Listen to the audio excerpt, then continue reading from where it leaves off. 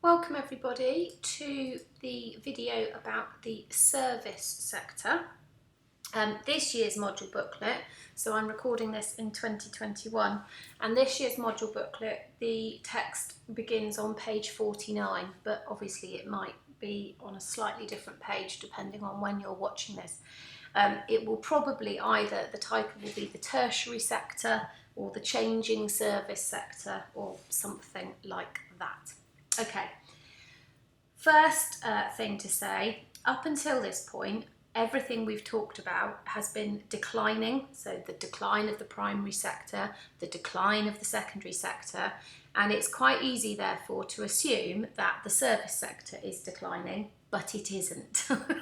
So you really need to make that very clear in your notes that the service sector, the tertiary sector, is not declining, it's changing, and that's what we're going to focus on. So it's a slight kind of shift of emphasis for this part. And as ever, I have to show you my favourite graph.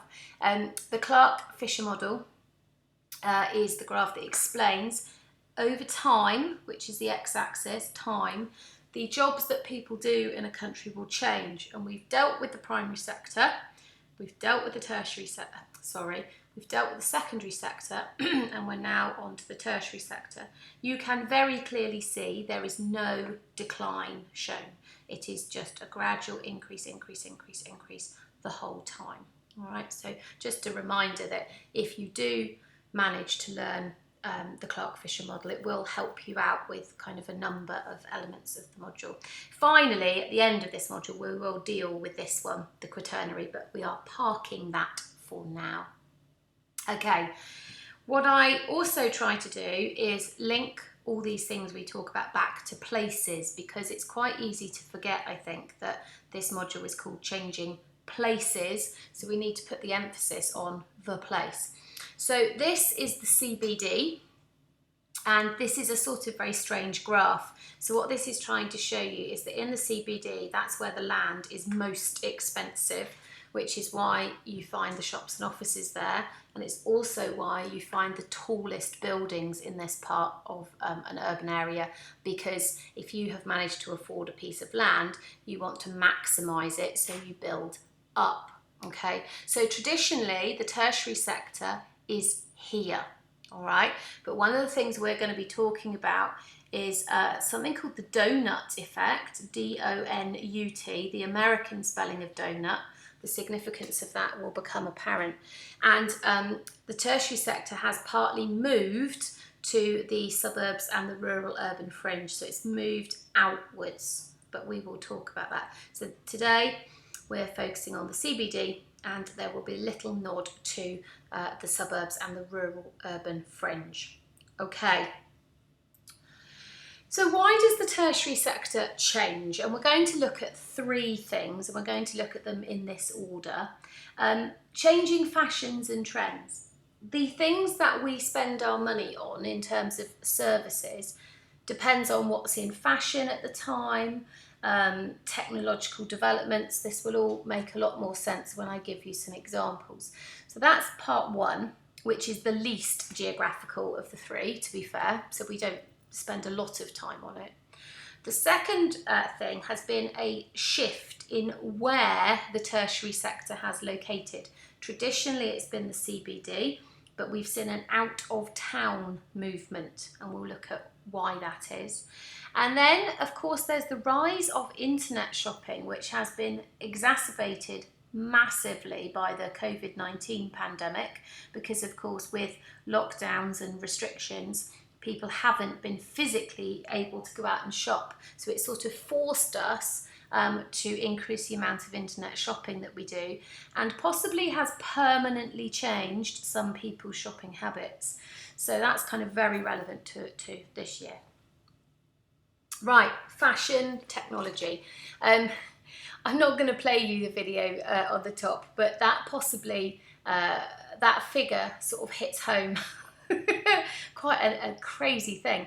I'm also putting this in because very recently we have talked about inequality, this gap between the haves and the have-nots, and I think this slide possibly reminds us that we have quite a big problem with inequality in the UK.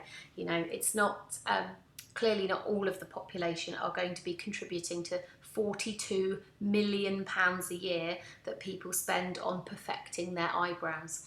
Who knew that eyebrows could be so expensive, folks? And here, look, so this bar graph divides up it's the average weekly household spend in GBP on hair products, cosmetics and related electrical appliances. And they've divided it up by income group, and you can see a very distinct pattern.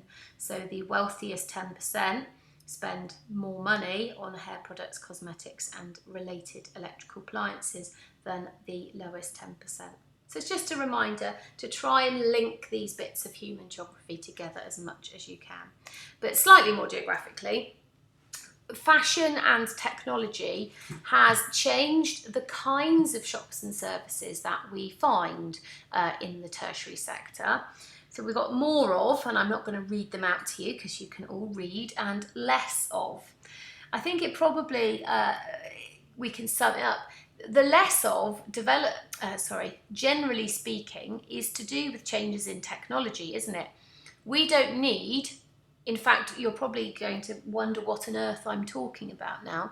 But when I was growing up, if we wanted to book a holiday, you would have to go to a travel agent and you would pick up a brochure and you would sit down and talk to them, and they would sort of help you plan and book your holiday. These days, most people book their flights with EasyJet, book their Airbnb. People do it themselves on the internet.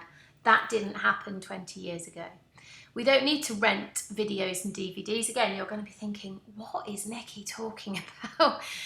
There used to be a chain of shops called Blockbuster, and I'm sure there were others as well, where you could go and pay, I can't even remember, let's say £3, and you'd borrow a video. You might have to Google what a video is, or more recently a DVD, and you'd borrow it for the night and then you'd return it so that you could watch the latest film, so that you could watch all the, you know, what was going on. Nowadays, of course, you stream it on Netflix, you download it, it's completely different. So don't learn all of that, but maybe pick out a couple of examples just to prove that the tertiary sector does change, partly because of what's in fashion. Tattoos have become quite fashionable, so there are loads of tattoo parlours, and partly because of changes in technology. But we need to talk more geographically about the out of town movement. Now, you've got information about this on pages 49, 50, 51 of your module booklet. This, for those of you that know Taunton very well, this is Hankridge Farm.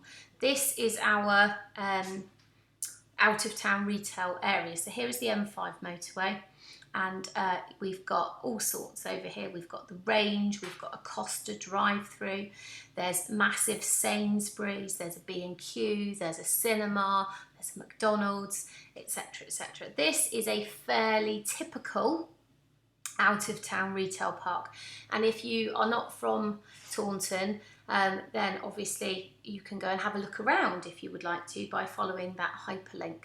I will obviously make this PowerPoint accessible to Hewish students. If you're in my classes, I will have sent it to you. If I don't teach you and you'd like access, just drop me an email and you can ask to have access to it, that's fine.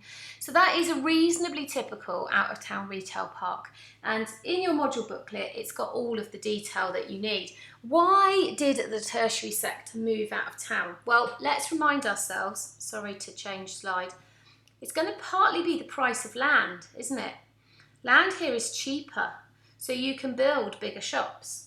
You can also afford to give people free car parking. You can't do that here. The land is too expensive to allow people to park for free.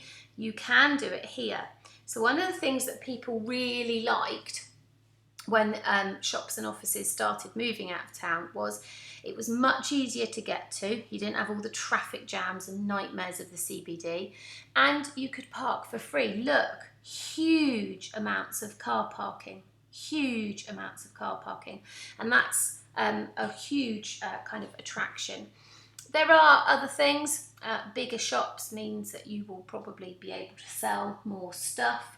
There's often a nice mix of shops and leisure facilities, so that you might combine, I don't know, needing to go to B&Q for some DIY stuff with a McDonald's, or you might go and do your Sainsbury's shop and pop to the cinema. I'm obviously talking pre or post pandemic.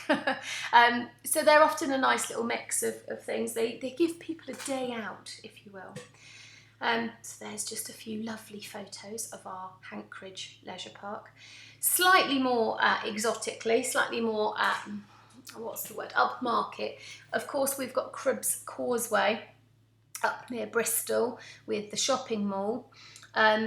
The beauty of Cribbs Causeway, of course, is that the shopping mall itself is under one roof. So with the lovely British weather and the fact it can be rainy a lot of the time, it doesn't matter. If you're in Cribbs Mall, then the weather can be doing whatever it wants to outside and you're nice and safe and cosy inside, which is a huge attraction for some people living in this country. Huge car parking, as we've already said, a real mixture of shops and services and leisure facilities. And places like this really sort of changed people's shopping habits quite dramatically. Now that led, and this is not something you need to dwell on for hours and hours, it led to something called the donut effect. Now it's the American spelling of the word donut, because the whole idea is that there's nothing in the middle. In a British donut, you don't have the hole and you just get custard or jam or apple or whatever your favourite filling is, ladies and gents. But an American donut has a hole in the middle, and that's what happened. Shops and offices began to leave the CBD and they started to move to the suburbs and the rural urban fringe. So we had this problem basically with the CBDs becoming emptier. Not quite to the extent of a donut, but you get the general idea. So that's just a little diagram you could chuck into an answer, or a little phrase that you could show off with to the examiner. Okay, so stage one of the tertiary sector is the idea that it's based on changing fashion and changing technology. Part two is the out of town movement. And part three is this. The fact that we have massively increased the amount of stuff we buy online. You can begin to see, look, the effect of the pandemic. The little bumps that you see generally are Christmases. So usually people do quite a lot of shopping online around Christmas. So there was this kind of annual thing, but it is very definitely an upward trend, and very definitely an upward trend during the pandemic. So you can pick it out quite noticeably. What I have said, I'm now on page 52 of this year's module. Can you please add some up-to-date facts and figures? So I've included a couple of hyperlinks, or you could just Google it. Can you find out what percentage you could, if you're happy to use January figures, you could read it off this graph. It would be great if you could find a fact or figure for as close to the point in time that you are watching this video, and use that in your answers. Okay, so what percentage of stuff that we buy in the UK are we buying online at this particular moment in time? Now, the advantages and disadvantages are fairly self-explanatory, and I'm sure you'll be aware of them just from your own everyday life. It's convenience, isn't it? It's time saving. It's just, yeah, it's just easier, really, for all sorts of reasons. And as I said previously, because we had to do it in the pandemic, there is a theory that actually maybe this has changed the way we shop on a permanent basis in the UK. So, what does all of that mean? Well, you will know this already. The CBDs are struggling. These are both Taunton shops, Tony Price next, and I could have shown you photos of quite a few others. So one key point I do want to make, because it's quite easy to muddle this up, I think. Please, can you just put a note somewhere that even before the pandemic hit, we were losing shops. And I've very deliberately put this screenshot here because this is pre-pandemic, and we've got retailers shutting 2,870 shops in the first half of 2019. Retail in CBDs was already struggling, but it has been massively accelerated by the pandemic. And I'm going to show you this actually to just give you a sense. This is quite shocking. So this is 2021, and I'm quite sure that you would find an equal list for 2020, but I wanted to show you as up to date as I could. So some of these you might recognise. So Paper Chase, some of you might have used. Arcadia is quite a big group. So Topshop, Topman, Miss Selfridge and Hit Brands. So they all struggled. Debenhams, we've lost Debenhams. The Edinburgh Woolen Mill, Jaeger. And then it goes into 2020 as well. So there are some big shops. Look, Benson for beds. I get Go Outdoors. It was bought by JD Sports. Thank goodness. It's like a geography teacher's favourite place. But look, it's just oodles.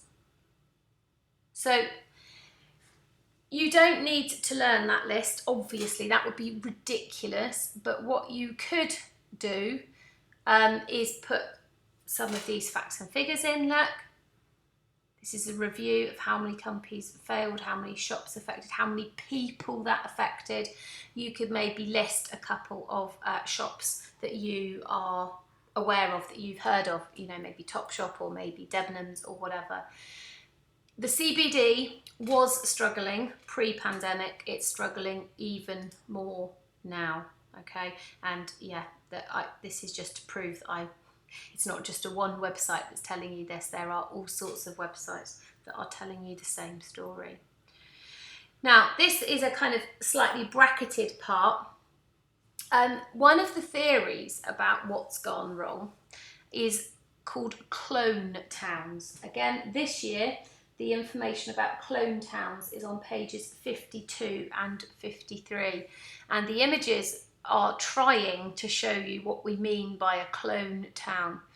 The idea of a clone, biologically speaking, is it's an identical copy of a sheep, for example. Dolly is the first cloned sheep. But the idea is that CBDs of the UK had become very similar.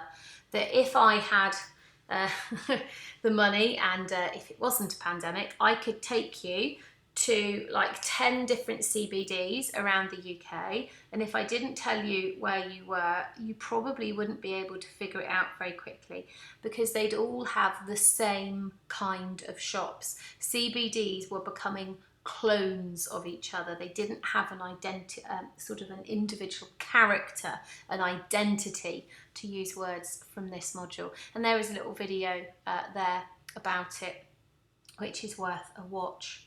So that's one of the theories about what was going wrong.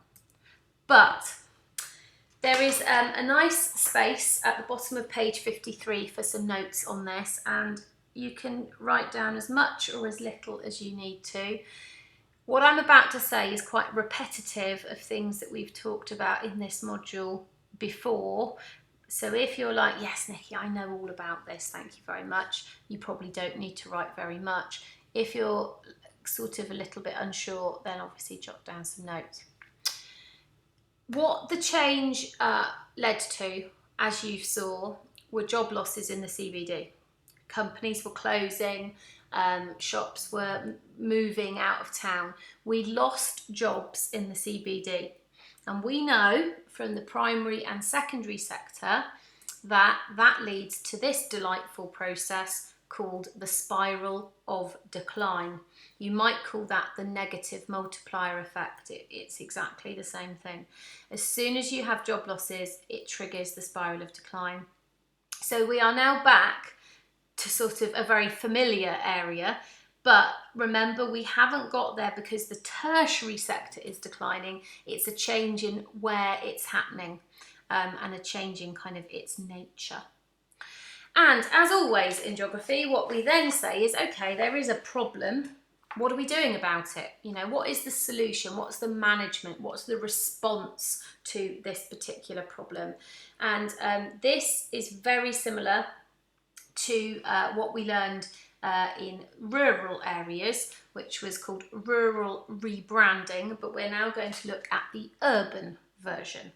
Okay, so this year's module, we're on page 54. Okay, it hasn't copied as clearly as I would have liked. Last time we looked at rebranding, we didn't look at these words and phrases. This time we absolutely need to.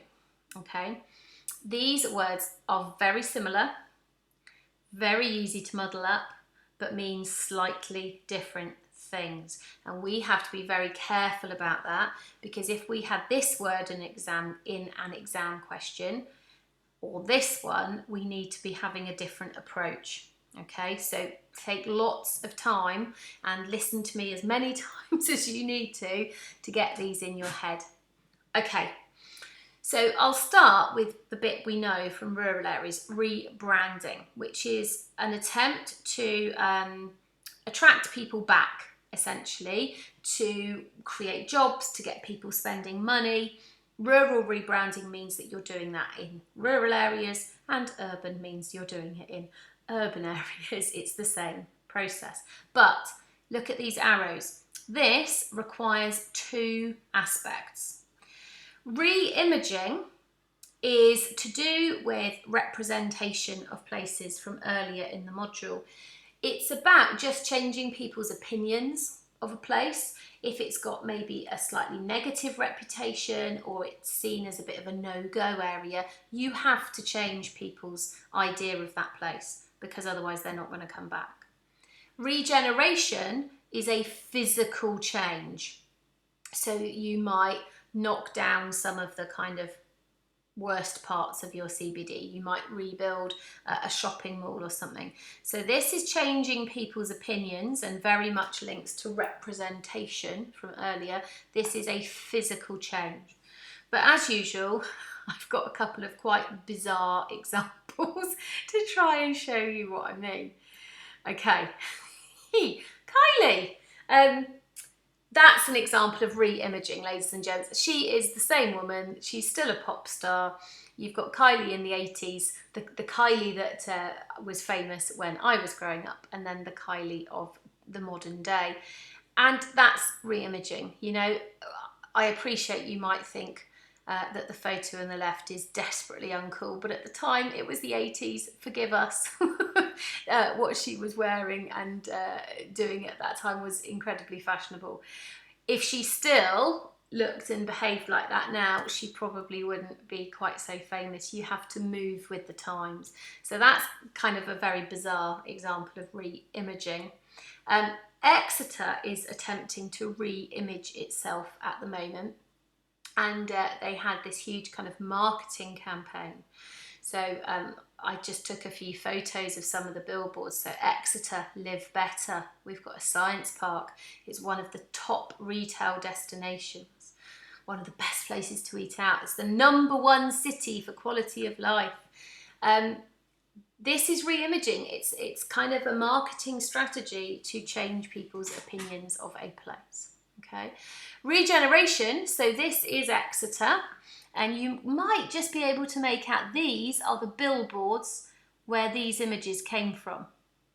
So that was and it was all around one of the busiest roundabouts in Exeter, just to try and get people to, you know, to see it in a different way. This is regeneration. This is, let's knock down the least nice parts of our CBD, like the bus station, and let's rebuild it into something very swanky. This is another bit of regeneration in Exeter. In fact, this is going to be one of your case studies. This is Princess Hay as I remember it as a little girl, and this is Princess Hay today. There has been a physical change. So that's regeneration, okay? In order to have successful rebranding, you really need both of those, which is where the little arrows come in from. Now, rewatch that section as many times as you need to, because as I said at the beginning, trying to get these words in your head is important. You wouldn't want to talk about a physical change in a question about re-imaging. It's that sort of muddling up. And because they all begin with RE, it's so sort of similar. Okay, now I'm reading off page 54. The aim is exactly the same in rural areas. Create jobs and encourage people to visit and spend some money. Both of these things will reverse the problems. Exactly the same idea, okay? If you can create some jobs in the CBD, or you can get people coming back to the CBD spending their money, you are going to reverse the spiral of decline, which is exactly what we said in rural areas with rural rebranding, and it's exactly what we said for the secondary sector, where we talked about government help for deindustrialised places, and we went on to look at Toyota and Hinkley Point. So they're slightly different solutions, but they're all aiming to reverse the spiral of decline. Okay, so techniques, what can you do? I'm now at the bottom of page 54, top of page 55. You are not going to learn this whole list. But one thing I did just want to say, when we talked about rural rebranding, we talked about the fact it was harder than the urban equivalent. And I just wanted to remind you of that. Rural rebranding is harder because you need an individual solution for each rural place. Whereas these techniques I'm about to talk you through pretty much would work in any CBD, and that means obviously it's harder to do the rural version because you've got to come up with a different solution for every place. Urban areas generally have more people in them, which means that getting investors, getting companies interested to do these re-imaging and regeneration things is probably easier because they're more likely to make money and more likely to make a profit. And if you're going to kind of knock part of something down and rebuild it, getting planning permission in a CBD where it's already covered in buildings, that's pretty easy. Getting planning permission in the countryside is really quite tricky. So this is much easier than the rural version. Right, so I'm not going to go through every single bullet point at the bottom of page 54, 55, just generally to talk you through. So you could have a town centre management and marketing team, meaning that you could have people just in charge of trying to make things better. You could pedestrianise places to make it safer. That's a good idea. You could build undercover streets and shopping centres. Now this is, I chose this bit, which actually doesn't have a roof, but it's probably the most recognisable part, I thought. This leads you into the Orchard Shopping Centre, which is where New Look is. It's where, what else is in there? Game is in there. And that is exactly what the Orchard Shopping Centre is. It's an undercover bit. It's trying to mimic the idea of Cribbs Causeway on a very small sort of basis. You could have a cultural quarter. So it doesn't really matter why people are coming into your CBD as long as they are. Because if they are, you're going to create jobs and you're going to get money. And I chose Leicester here because I do visit Leicester a lot. It's where my husband's family live. And they've done it very successfully in Leicester. So if you're an artist or you're into acting or theatre, this is a really, good solution. And you can obviously click on the hyperlink to have a look at that. You can make cities safer. One of the things people like about places like Cribbs Causeway is there are security guards, there are CCTV cameras. People feel safe in the shopping environment, so you could do that in the CBD. You could celebrate your industrial heritage. This is in Belfast, Northern Ireland, where they are celebrating the heritage, quite ironically in some ways, of Titanic. This is the Titanic Museum, which is kind of pretty stunning, isn't it? and meant to be one of the best museums in the world, don't you know? And these are the cranes, Samson and Goliath, I think they are named. So you could kind of have a slightly different approach. You could celebrate your industrial past and get people visiting for those reasons. You could have a flagship centre. Remember, flagship is the idea that if you're looking at a ship, what should be one of the first things you notice is the flag. It's meant to really stand out. And I think you would agree that this kind of stands out. This is the Bull Ring in Birmingham. This is a flagship facility. It's got leisure, it's got retail, it's undercover so you don't get wet. It's quite a shopping experience. We have a version slightly closer to home, which would be Cabot's Circus in Bristol. I just used the Bull Ring because it's bigger, but Cabot Circus is exactly the same idea. You could, oh, I don't know why that happened, sorry. Don't know what's going on. Well, I'll sort that out in a second. You could build a sports stadium. Now, again, I've gone for Leicester City here, purely because, again, I visit Leicester quite a lot, and Leicester City Stadium very much is really close to the CBD. It kind of ticks the boxes really well for this. And remember, all we're trying to do with urban rebranding is we're trying to get people back into the CBD, spending their money and creating jobs. So you're going to have jobs created in this sports stadium, particularly on match days, of course. Right, I will endeavour. Oh, don't know what happened there. And of course, you're going to get people coming here, not just for the football matches, but for music gigs and comedy gigs and all sorts of things. And on their way there, they might pay for car parking, they might buy something to eat, they might go to the pub for a drink. So the whole area is going to benefit from the tens of thousands of people going to that football match. So football stadiums can be used. You could have a festival. Now, unfortunately, the 2021 version of this has been cancelled because of uncertainty, but in Exeter they have a food and drink festival where you get loads of retailers coming in. Food and drink is a pretty good way to tempt people, isn't it? Well, it certainly is for me. And it just ticks that box. It gets people to come to Exeter. So if they've maybe been avoiding Exeter for a few years, because the last time they went was, I don't know, 10 years ago, and it was a bit miserable and they didn't like it. Give them an excuse to have to come back to Exeter CBD. Lure them with food and drink, haha. And then they'll come to the CBD and go, oh, it's much nicer than last time we came. Maybe we'll start shopping in Exeter a little bit more. So it's about finding those reasons to get people to come back to the CBD.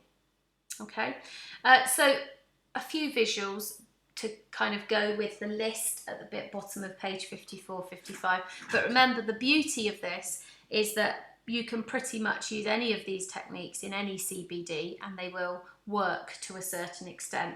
Whereas in the countryside, we have to come up with an individual solution. There's a couple of diagrams on page 55 for those of you who are more visual learners, and it just sort of talks to you about the aims of rural rebranding. But if you're happy and understand everything I've said, you don't really need those. It's just for the visual learners. So before we look at case studies and things like that, the future high street, this is just for your interest, really. I thought some of you might, I've got an image, look. So free charging points, we'll need charging points for electric cars. Everything will be click and collect. We might want to see more independent stores rather than clone towns. So kind of more local businesses. Might start seeing drone deliveries, if you see at the top there. So I've included a few hyperlinks. They're all quite interesting. This YouTube clip, if you've not heard of it, I would highly recommend you have a look. It's of the first, it's the Amazon shop in London that you might have heard of, where there's no people. You just go in and it's all about scanning it on your phone, and it's really high-tech stuff. So it's just there for interest of, yeah, what kind of shopping we might be doing 20, 25 years from now. Some of it's pretty cool. Some of it's like, really? Will that be happening? But drone deliveries are already being trialled. We've already got a shop with no workers in it. Now, this is not on your syllabus yet, but we've had mechanisation of the primary sector. Could we get mechanisation of the tertiary sector? Will we not need people in shops?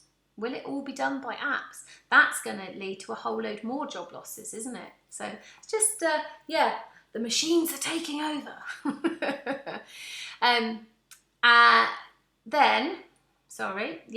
We need to talk about sort of case studies and examples and things like that. So this year's module, we're on page 56 now, ladies and gents, please. Conflicting perceptions, there's a little paragraph about that, and it's just worth noting about conflicting perceptions before you research your case studies, because it's one of the things that allegedly makes geographers geographers. I don't know, because I'm obviously a geographer, so to me it's a natural thing to do, but I can't compare it to a non-geographer because I can't do that. And apparently one of the things that makes geographers geographers is that we realise that different people will see things in different ways. I suspect actually humans know that, but anyway, let's pretend it's a geography thing. So the idea about conflicting perceptions is when you're looking at your case studies, think about how some people might be happy, but some people might not be happy about the changes that happen in CBDs, okay? Because you know what life is like. You can do one thing and some people will think it's brilliant and other people will hate it. It's just a fact of life that will be quite important to these case studies. Right, these are just generic hyperlinks about the whole of the UK. No, I'm lying. 2 of your 3 case studies are UK based. And I just wanted to say really that even the government is getting involved in urban rebranding because they appreciate that we really need to fix it, that it's lots of job losses, lots of spiral of decline, lots of problems. So they are really interested and funding future high streets. So it's all about looking to the future and trying to get people back into the CBD. It's even on the government agenda, which is quite impressive. So you are going to have 3 case studies for urban rebranding. I would advise for the first one, which is your most detailed, most important one, I would advise Exeter, but I'm not going to insist on it. Because it's possible that you might have done something like this at GCSE, and why start from scratch if you've already got something? So you could do Bristol, you could do Cardiff, you may have other options. Can you, if you're going to do the question marks, if you're going to choose somewhere else, could you please just run it by me? So I can kind of give you a thumbs up as to whether it's okay or not, because it needs to be a place where urban rebranding has worked really, really well. I know it has in Exeter, Bristol and Cardiff, and I would just like to check if you decide to use somewhere else. The reason I suggest Exeter is because ideally it would be lovely if we could go on a field trip there at some point. You need an unsuccessful case study. Sorry, Taunton, but urban rebranding has not yet really worked in Taunton. We've been trying for years, but it hasn't really worked. And then you need a case study of where urban rebranding has been totally inappropriate. And there is a place in Cairo where that happens.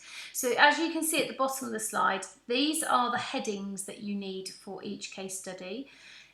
The first case study, whether it's Exeter, Bristol or Cardiff, needs to be the biggest, please, and the other 2 can be like half a side of A4 each. They're much, much shorter case studies.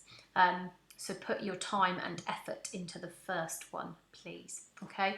Well, I was rebranding needed. So just a couple of, maybe a couple of sentences or so, what was going wrong, basically, which will be the generic stuff, but try to make it a little bit specific for that place.